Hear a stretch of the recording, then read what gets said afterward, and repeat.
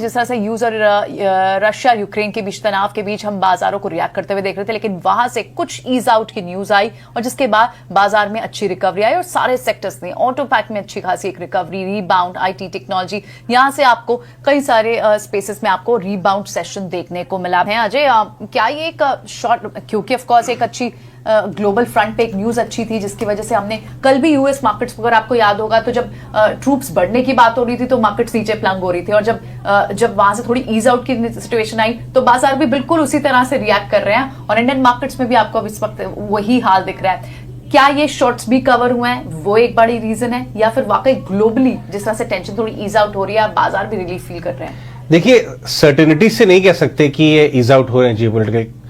देखिए, बाजार में इतनी जबरदस्त शॉर्टिंग हुई है कि इट अपीयर्स कि ईज आउट हो रहे हैं, बट इसके अंदर बहुत बड़ा डिफरेंस है। कुछ सोल्जर्स वो ड्रिल जो कर रहे थे, बहुत सारे लड़ाकू विमान चल रहे थे बेलारूस के बॉर्डर पे, यूक्रेन के बॉर्डर पे लास्ट 3-4 दिन से, और बहुत सारी ड्रिल्स चल रही थी। वो कुछ सोल्जर्स अपने बेस को लौट रहे हैं। बाजार उसको रीड कर रहा है कि शायद ये डी एस्केलेशन हो रहा है। क्या हो सकता है? पॉसिबली हो सकता है डी एस्केलेट सिचुएशन, और वहां अगर ऐसा होगा तो बाजार बढ़ जाएगा बहुत ज्यादा, और अगर नहीं होगा तो वापस नीचे जाएंगे। पॉइंट ये नहीं है, पॉइंट ये है कि फर्स्ट आवर ऑफ ट्रेड में आज lowest point of the day बना था।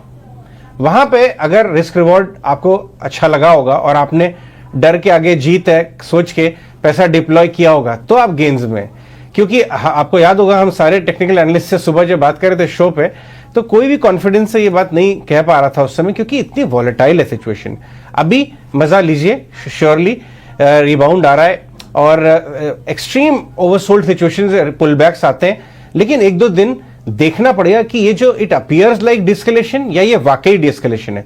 हमने आपसे सुबह बताया था अपने व्यूअर्स को कि जिस सिचुएशन में हम ग्लोबली खड़े हुए हैं, जो ग्लोबल लीडर्स हैं, इट डजंट अपीयर कि इस समय वर्ल्ड जो है वो एक फुल ब्लोन वॉर अफोर्ड कर सकता है। इसलिए हर तरह से प्रेशर आ रहा है दोनों कंट्रीज के ऊपर कि डीएस्केलेट करिए सिचुएशन को और बातचीत से सुलझाइए मामला।